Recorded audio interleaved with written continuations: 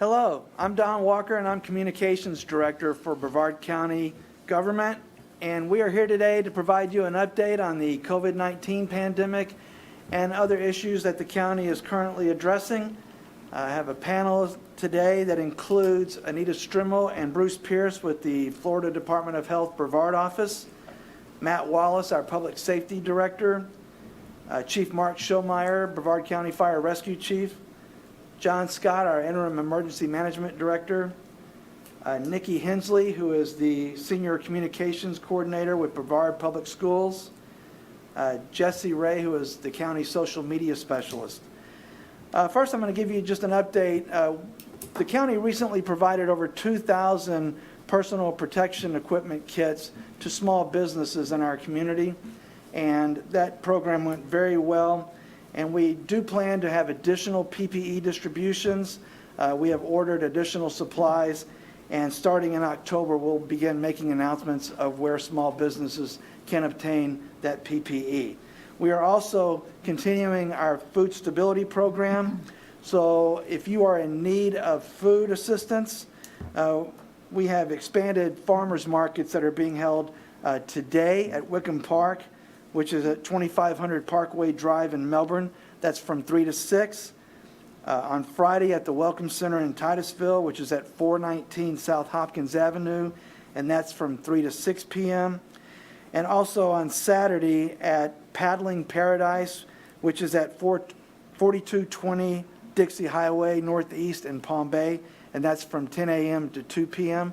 All of this information is available on the county website at www.brevardfl.gov. That is for people who show up. They have to fill out a form of self-declaration, and once you do that, you'll receive $50 worth of tokens through the CARES Act money that you can use for purchasing fruits, vegetables, honey, coffee, eggs, herbs, and other non-prepared food items. So with that, I will move it over to the Health Department, Anita Strimmel and Bruce Pierce, for an update on the COVID-19 pandemic. Anita? Thank you, Don. I'm Anita Strimmel, the Assistant Director for the Department of Health in Brevard County. Today, we have a total of 7,788 cases. That's an increase of 46 cases. And just in comparison, over the last 2 weeks, it's an increase of 696 cases. And if we compare that to the previous 2 weeks, that's actually 94 cases fewer. We had a total of 790 over the previous 2-week period. Today's positivity rate is 5.94%. And over the last 2 weeks, our positivity rate has ranged from a low of 1.97 to a high of 11.86. The average over that 2-week period is 4.87%. The total cases in Brevard County is 97,460, and again at an 8% positivity rate. Sadly, I need to report that we've had 8 reports of additional deaths today. That brings our total up to 245 cases. Our hospitals remain steady. There's a 23% capacity rate in regular hospital rooms and a 23.4% positivity rate in ICUs. We do have one of the lowest occurrences of pediatric cases at this time. We currently have 481 cases, and 2 weeks ago we had 411, so that's an increase of 70 over 2 weeks. Let's see, we continue to monitor our long-term care facilities and the cases in the schools. Our epidemiological staff is still providing long-term education to long-term care facility staff and conducting infection control visits. We need to remind everyone to please continue wearing your face masks, practice social distancing and hand hygiene, and then avoid the crowds. If you're sick, please stay home. And please don't send your children to school if they are sick. Lastly, please remember to get your flu vaccine. They are available now, and it's very important that everybody 6 months and older do get that flu vaccine. Thank you, Don. Thanks, Anita. So as part of the county's COVID-19 response, the county's received $105 million in CARES Act money from the U.S. Treasury Department, and we are using that money to help businesses and people in our community that need assistance. And Matt Wallace, our Public Safety Director, is here to provide an update on those assistance programs. Matt? Awesome. Thank you, Don. Good afternoon, or I guess, should I say good morning, everybody. I'm Matthew Wallace, your Director of Public Safety for Brevard County. Before I get into the assistance program stats, I'd just like to say a few words that we will continue to fight this pandemic with information. And please use that information to provide you situational awareness for you and your families to make good decisions. And then you make those good decisions and turns it into action. Please stick with the plan, stick with us, get all the latest information that you can, so again, you can make good, informed decisions for you and your family so that you can be safe throughout Brevard County. As Don said earlier, we do have a CARES program very active in our county that we are investing back into the citizens and businesses across the county. You can access a lot of this information, as Don has already said, on brevardfl.gov/Brevard Cares, or you can go to brevardfl.gov and find the icon of Brevard Cares on that page, and that'll take you to the same page of all the programs that we currently have active in the county that we are investing back into our folks. I'd just like to highlight three of our current ongoing programs that we have and just give you an update of the dollars and the capability and the resources that we are providing back to the county. The first program I'd like to highlight is the Individual Assistance Program. We have now over 1,000 applications received, with the average assistance going out for each one of those applications being just over $3,000. Or if you equate that, we've infused about $2.8 million back into the county in the Individual Assistance Program. Again, more information can be found on the website that we mentioned earlier, and I'll say it again at the end of my presentation. The second program I'd like to highlight and go over just a second with is the Small Business Nonprofit Economic Relief Grant Program. We have just under 2,300 applications active in the system that we are evaluating, and we have approved over $5.9 million back to individual businesses and nonprofit organizations throughout the county. We continue to be very active in that program and continue to advertise and stress the importance of that to all county businesses. So please, if you're affected by COVID and you have any interest in that program, go to the website, and again, that I'll talk about here in just a second. One of the last programs I'd like to just highlight of where we are and how much we've given back to the county as we remain committed to fighting this disease and the effects of the disease is our Food Stability Program. Our weekend feeding program, we have now infused over $155,000, which equates to a little over 31,000 meals provided for the weekend feeding program. For the Farmers Market program that Don had talked about earlier, we have over $200,000 infused into that program, which equates over 4,000 household meals served in the Farmers Market program. Just recently, the County Commission approved a third food program, which is to backfill food in local pantries. We have infused over 75,000 meals into that program. That equates to a little over $315,000. So we continue to work very hard to get those dollars in meals and capabilities and resources out to the community. Please, if you have any help or any need in any of these programs, again, visit us on brevardfl.gov/Brevard Cares. And we will do our absolute best that we can across the staff to make sure that you have the assistance and resources that you need as we fight this pandemic. Thank you, and again, please stay informed with us. Please continue to get all the information you can as we fight this disease, as we fight COVID-19, and we will get to a better place. Don, thank you and I'll turn it back over to you, Don. Thank you. All right, thanks, Matt. So Brevard County Fire Rescue is on the front line of the county's COVID-19 response, and Chief Mark Schulmeyer is here today for an update. Mark. Thanks, Don. Again, my name is Fire Chief Mark Schulmeyer with Brevard County Fire Rescue. As the coronavirus pandemic continues for what seems like an eternity, some of our messaging that we've done early on during this pandemic, during these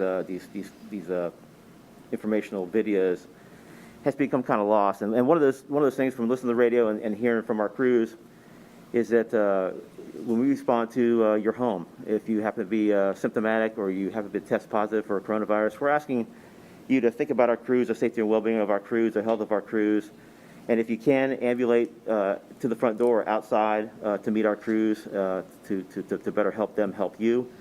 And if you're the owner of a long-term care facility or a worker there, and you can take those patients out of their rooms, wheel them out to the lobby area or outside, and give our crews a little bit of space, give them a little bigger space to work in. Again, the safety and well-being of our crews is of the utmost importance. Knock on wood, we've had a pretty good experience so far. Our crews are healthy, and so we like to keep it that way. So that's just it. If you can, if you are symptomatic, if you think you're symptomatic, if you think you tested positive, to please go outside, meet our crews, meet them at a bigger space, and help us help you. All right, thanks, Chief. Along with the COVID-19 response, the county is also at the peak of hurricane season, and to give us an update on Emergency Operations Center operations, we have John Scott, who is our interim Emergency Management Director. John? Thank you, Don. Again, I'm John Scott. I'm the interim Director of Emergency Management for the county. Talk about a couple things. I'll start with our COVID response, just to give everyone an update where we are from an Emergency Operations Center perspective.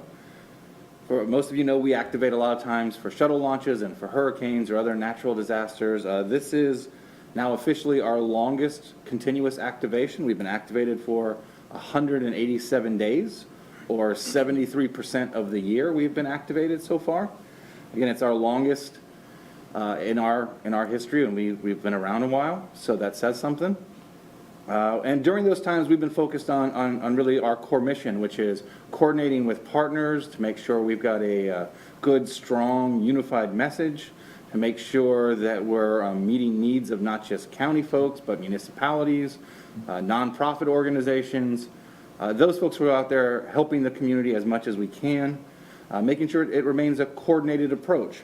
We've been helping on the logistics front quite a bit with our pop-up food pantries, with our PPE distribution, not only to first responders like Chief Schulmeier's folks at BCFR, but also to our municipalities, to our long-term care facilities, especially during those times when they can't find those kinds of things through their traditional sources.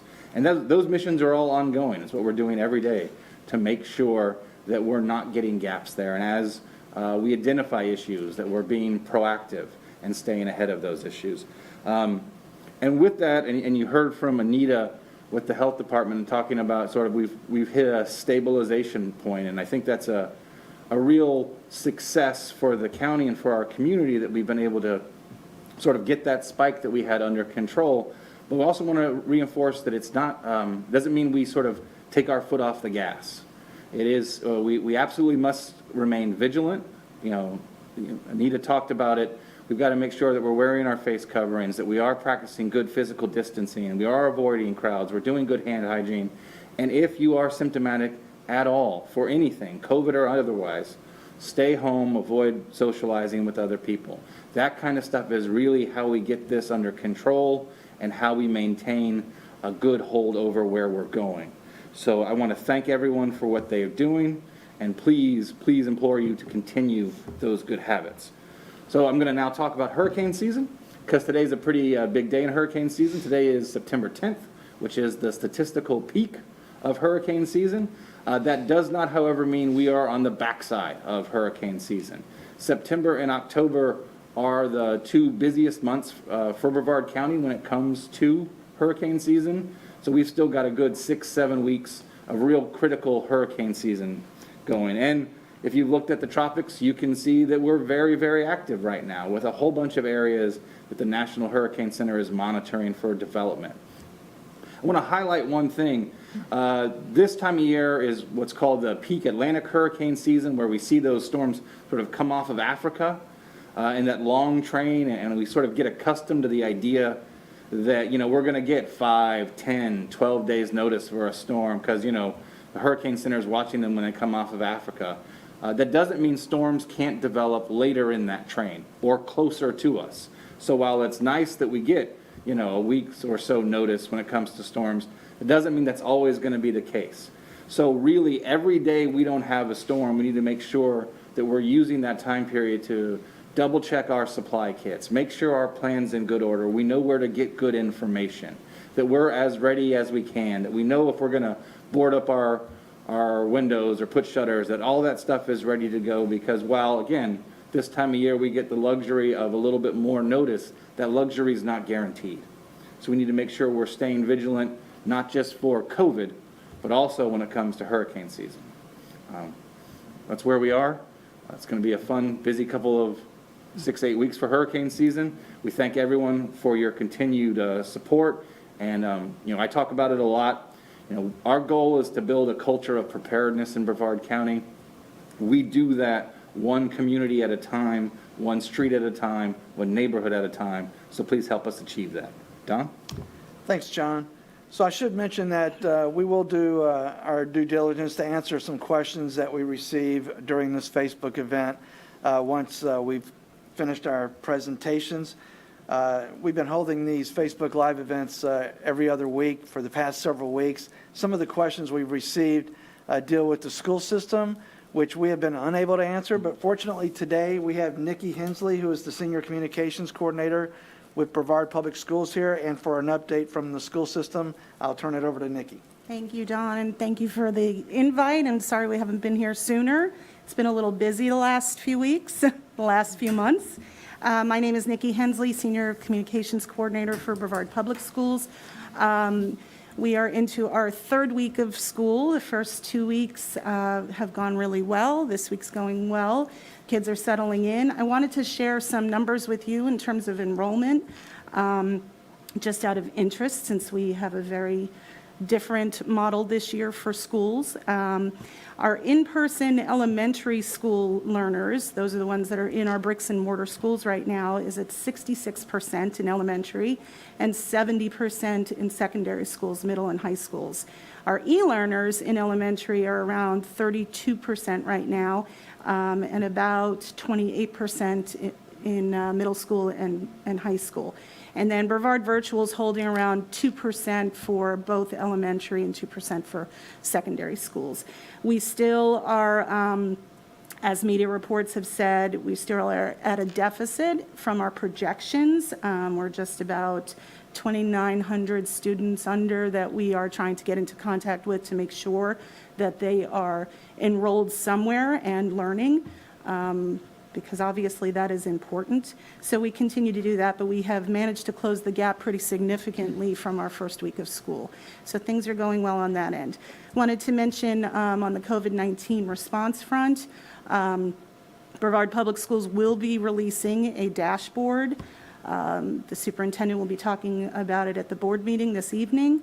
It will be part of our efforts to continue our transparency and inform our community and our families about the number of cases district-wide, as well as quarantines and all the wonderful things that have become buzzwords in our community of late. So keep an eye out for that. We want to echo what everyone's been saying here. Please, if your child or you yourself work for the school system or attend school in our school system and you're not feeling well, don't mess around with it. Please stay home. We can't urge you enough to do that right now. It's really important to keep our case numbers down. With that, I can report in terms of positive cases from the week of August 31st to September 4th. So last week, there were 37 cases across our 84 traditional public schools. So our dashboard will have a little bit more information than that to share out on a more frequent basis with our community, but I wanted to share that with you. And also any questions that the public might have, please go to our COVID-19 response page at www.brevardpublicschools, actually brevardschools.com/COVID-19. And I think that's it for now. Thank you, Don. Thanks, Nikki. So one of the things that started earlier this year, and before there was any such thing as COVID-19 being talked about, was the U.S. Census. And Brevard County government was taking a very active role in getting the messaging out on how important it is for our residents to fill out their census forms and to take part in the U.S. Census. Jesse Ray, our social media specialist, has taken a big part in that, and I'm going to get Jesse to give us an update on where the county stands on the U.S. Census. Jesse? Thanks, Don. So like you said, I'm Jessie Ray. I am the social media specialist for the county. One really cool thing that's happening this year with the census is you can actually do it online. So if you go to 2020census.gov, you can respond to your census right there from your phone or from your home computer. Your online response is safe by law. If you don't want to do it online, that's fine. There are census takers that are going from door to door, and they are doing the census there. They're wearing masks, and they're doing everything that they can to be safe with the COVID pandemic. Just real quick to go over why should I take the census, right? What's in it for me? Well, actually, there's a lot in it for us. The census results help us determine how billions of dollars in federal funding flow through our state and into our communities. They can determine how many seats we have in Congress. The funding that we would get from that impacts schools, it impacts roads, it impacts the rural areas, restoring wildlife, child abuse prevention, housing assistance for older adults, and so much more. You can find all that information on their website, which again is 2020census.gov. And right now, Brevard County currently has a rate of 69.9% response. So that's really, really great. That's better than we did last year, but we could still do quite a bit better. So actually, you can go online and look at what our response rate is. And I'm going to show you guys a quick dashboard. And you can find this dashboard on Census Hard to Count Maps 2020.us. And so let me show you really quick what you can see here. So you can see, you can search by counties, you can search by your state, by your cities. Here we have selected Brevard County. You can share the map if you'd like. You can compare it from 2020 or from 2010 to this year. You can see what the response rate is per area. So this is just a really cool map. If you're interested in the statistics, maybe a little bit of a numbers nerd like I am, this might be kind of exciting for you to go and check out. And so, like Don said, this is something that's been happening since March. September is the last month to respond. So please, while you can, get online, go in and do it. This website, again, is Census Hard to Count Maps 2020.us. And you can do it from your phone. You can do it from your home computer on 2020census.gov. So thanks for that, Don. Back to you. All right, thanks, Jesse. So while we've been providing you updates, Jesse has been monitoring Facebook for any questions that we receive from the public. And I'll get Jesse to post some of those questions to us now, and we'll try to get those answers for you. Jesse? Thanks, Don. So yes, we do take questions from Facebook. We also take questions from our YouTube. We've heard from quite a lot of our residents that, well, what happens to my family members who don't have Facebook or who aren't on social media? And we heard you, and we are making that change. And so you can follow us on YouTube. Logan is going to show all of our handles here in a little bit. But if you wanted to follow us on YouTube, it is at SCGTV 499, and that stands for Space Coast Government Television 499. So I'm going to go ahead and take some of those questions now. We did get one, and that question is for the health department, and there's a little bit of background for it. So it says, in a new book by Bob Woodward, President Donald Trump acknowledges that he downplayed the seriousness of the COVID-19 pandemic to avoid public panic. Do you think that that had any influence on how the health department and or how emergency management reacted to the pandemic locally? So I'll give that to health department first, and then John, if you want to chime in, you're welcome to. In terms of the health department, I would say that no, it did not have an impact on how we carried forward. For emergency management and the Emergency Operations Center, we would echo the same thing. We're very on-the-ground, operational focused. Okay, awesome, thank you. So back to you, Anita. If someone has COVID-19 and dies of something like heart failure, that, was a pre-existing condition or just a heart attack, is this still considered a COVID death because they had COVID-19, or is it considered, a heart attack and death from a heart attack? It is counted as a COVID death. Okay. COVID-related. Awesome. And I did have one, Dawn, I'm going to kind of direct this to you. It's September, but those who are fans of Halloween are already gearing up. Their children are excited about trick-or-treating because we do it every year, but we're starting to see trunk-or-treats get canceled and that kind of thing. So has there been any talk about official guidelines or recommendations for Halloween trick-or-treating this year? Yeah, so from a county standpoint, there have been no discussions at this point on Halloween, and I know from a municipal standpoint, they each make those decisions on their own. So I would just stay monitoring your local news stations for any updates from them, but it's kind of early still, but I do know those discussions are starting to come to fruition, and probably in the days ahead, you'll start hearing various decisions made by the municipalities on how they're going to handle Halloween this year. So obviously, at this point, social distancing, wearing masks that are not Halloween masks is still very important. So I'm not sure how they're going to handle those, but those decisions I'm sure are pending. Okay. Actually, that's all I've got from questions for us this time around. Okay, well, hopefully that means that we gave good updates and have everyone informed and answered those questions on the front end. So I would just say that all of this information that we're providing you today is available on the county website, www.brevardfl.gov/Brevard Cares. And we also put out information routinely on our Facebook pages, which are at Brevard County Government and also Brevard EOC, on Twitter at Brevard CO _ capital FL as in Florida, and at Brevard EOC, on YouTube at SCGTV 499, and on our website at www.embrevard.com. And if you have questions or you need assistance related to COVID-19, you can dial 211 on your phone, and they will help get you the assistance that you need. And on that, I will end today's broadcast. Thank you for tuning in.